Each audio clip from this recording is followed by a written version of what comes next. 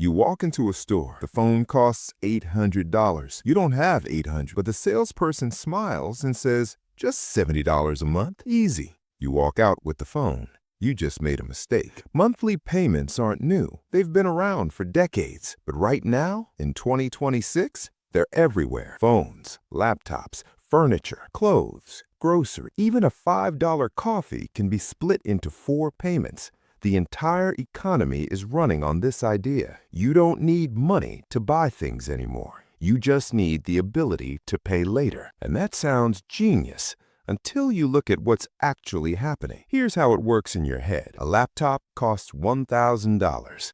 You don't have $1,000 right now, but you earn $4,000 a month. Paying $85 a month for 12 months? That's only about 2% of your income. Totally manageable. So you buy it. Then you see a washing machine, $300. That's just $25 a month. You take it. Then a sofa, $500, $40 a month. Done. None of these feel heavy because you're not spending $1,000 at once. You're spending small amounts every month. It feels like budgeting. It feels responsible. But let's do the math. Laptop, $85 a month. Washing machine, $25 a month. So $40 a month. Total monthly payments, $150. Your income is $4,000. After payments, you're left with $3,850. Now add rent, $1,500. Groceries, $400. Electricity, internet, phone bill, $200. You're left with less than $1,700 for the entire month, and you haven't saved anything. You haven't planned for emergencies. You haven't even gone out, and this is assuming you only have 3 monthly payments. Most people have more. Here's the part no one tells you. Monthly payments don't just split the cost. They add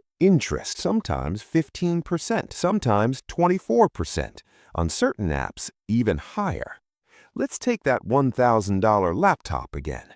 At 18% annual interest over 12 months, you're not paying $1,000. You're paying $1,100, maybe more.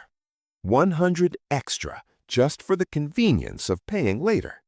Now multiply that across everything. The washing machine, the sofa, the phone, the shoes, the watch. You're not just spending more, you're spending more without noticing. There's a reason monthly payments don't feel like debt. When you take a traditional loan, it feels serious. Paperwork, approvals, a lump sum in your account. You know you owe money. But buy now, pay later is frictionless. No paperwork, instant approval. The product is in your hand immediately. You're not thinking about debt, you're thinking about ownership. And because the monthly amount is small, your brain doesn't register danger. $85? That's 2 dinners. That's 1 tank of gas.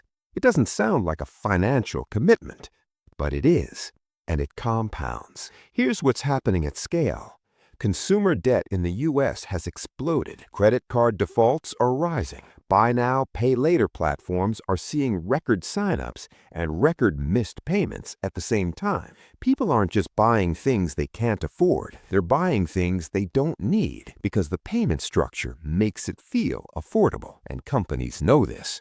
That's why monthly payments are pushed on everything, because the easier it is to pay later, the more you buy. The more you buy, the more you owe. The more you owe, the more trapped you become, paying for old purchases while making new ones. The pitch is freedom, financial flexibility, a better lifestyle without waiting. The reality is a tightening loop. You're not building wealth. You're renting your future income to pay for things you've already consumed. And because you're always paying for the past, you never have enough for the present. The system feels empowering, but it's not designed to help you get ahead. It's designed to keep you spending. And the longer you stay in it, the harder it is to get out. So here's the question. If you can't afford it now, what makes you think you can afford it later? Your income won't magically increase. Your expenses won't magically decrease. The only thing that changes is the number of monthly payments you juggle. And at some point, the math stops working. Monthly payments aren't evil, but they're not neutral either. They're a tool, and like any tool, it works best when you control it, not when it controls you. The phone in your hand right now, you probably bought it with monthly payments. So did I. The difference is knowing what it really cost.